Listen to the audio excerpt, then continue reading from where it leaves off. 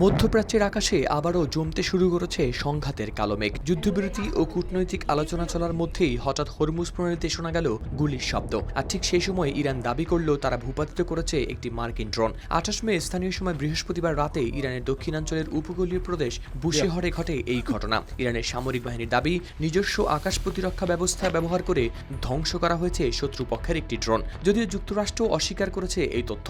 বুশেহরের জাম কাউন্টির গভর্নর মাসুদ তাঙ্গেস্তানি আধা সরকারি বার্তা সংস্থা তাসনিম নিউজকে বলেছেন, আজ রাতে যে ঘটনাটি ঘটেছে তা শত্রুদের একটি আকাশযান ধ্বংস করার সাথে সম্পর্কিত ছিল। শহর এখন স্বাভাবিক পরিস্থিতিতে আছে। সংবাদ মাধ্যম রয়টার্স ও আল জাজিরার প্রতিবেদনে প্রকাশ পেয়েছে এই তথ্য।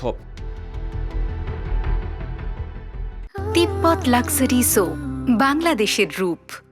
এর কিছুক্ষণ আগেই নতুন করে আলোচনায় আসে ইরানের ক্ষেপণাস্ত্র কার্যক্রম। দেশটির দক্ষিণাঞ্চল থেকে নির্দিষ্ট লক্ষ্যবস্তুর দিকে ক্ষেপণাস্ত্র ছোড়ার খবর প্রকাশ করে কয়েকটি ইরানি সংবাদ মাধ্যম। যদিও সেই লক্ষ্যবস্তু কি ছিল তা প্রকাশ করা হয়নি। এদিকে পরিস্থিতিকে আরও রহস্যময় করে তুলেছে হরমুজ প্রণালীর খবর। তাসনিম নিউজ জানায়, প্রণালী এলাকায় গোলাগুলির শব্দ শোনা গেছে। ইরানি সূত্রের দাবি, সেখানে অবস্থান করা জাহাজগুলোকে সতর্ক করতে ছোড়া হয়েছে এই গুলি। বিশ্বের অন্যতম গুরুত্বপূর্ণ সমুদ্রপথ দিয়ে প্রতিদিন বিপুল পরিমাণ তেল ও পণ্য পরিবহন হয়। ফলে হরমুজে সামান্য উত্তেজনাও আন্তর্জাতিক বাজারে ফেলতে পারে বড় প্রভাব।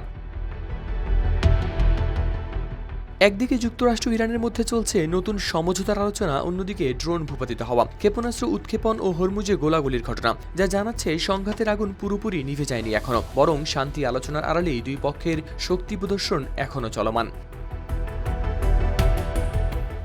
হাওলাদার শামীম, RTV।